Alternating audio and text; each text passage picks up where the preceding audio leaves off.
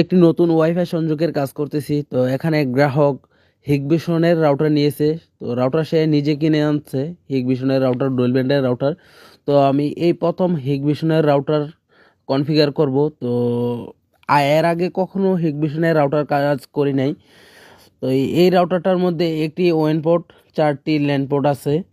Hikvision রাউটারের সাথে আছে একটি ডাটা ব্যান্ডের অণু, এক্সপন অণু। তার সাথে আছে একটি মিনি ইউপিএস। ইউপিএসটার ব্যাকআপ প্রায় 8 থেকে 10 ঘন্টার মতন হতে পারে। তো এখানে রাউটার এবং অণুতে ইউপিএস থেকে পাওয়ার দিয়ে দিয়েছি। রাউটার এবং অণু চালু হয়ে গেছে, দেখতে পাচ্ছেন। এই অণুতে সবগুলো লাইট ব্লিঙ্ক করতেছে।